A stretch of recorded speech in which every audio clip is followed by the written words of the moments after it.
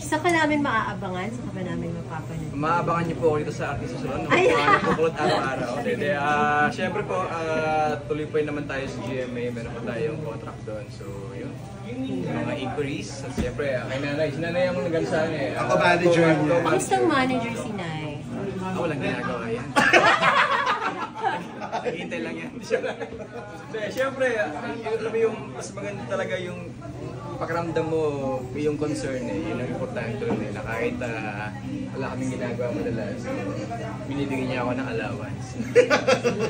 Yung pang-maliwalan sila.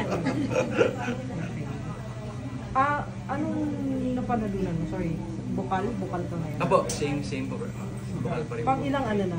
Pangalawang term po. Hanggang ilang term ba yan? Pangatlo po, pare-parehas. Pero dito ka pa rin nakatira sa may Philippines ba yan? Hindi po.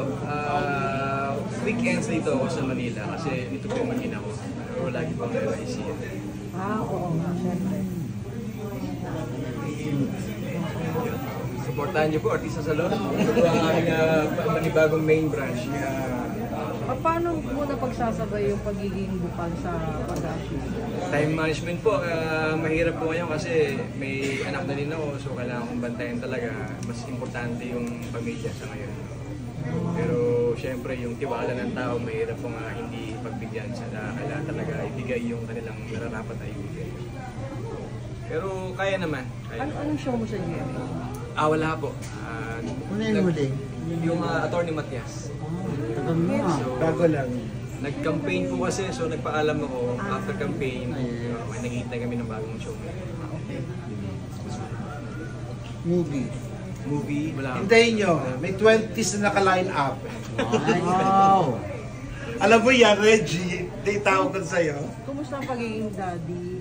Naku, napakasarap po. Wala po kapantay. Walang kapantay ang pagiging magulang. Sabi ko nga, medyo late na ako, pero kaya pa naman mabot sa anak. Pero sabi ko nga, masarap maging mabuting tao nung nagkabay yung baby ako. Kasi gusto ko, pag lumaki siya, sabihin sa kanya, yung tatay mo, yun na po yung gusto mo niya. Ilang taon na si baby? 2 and 1 month. 2 and 1 month. And you are almost 40. Yes po. Kaya pa ang Kaya pa ng 5. Diba? Kaya pa ng 5. Thank you, Jason. Thank you.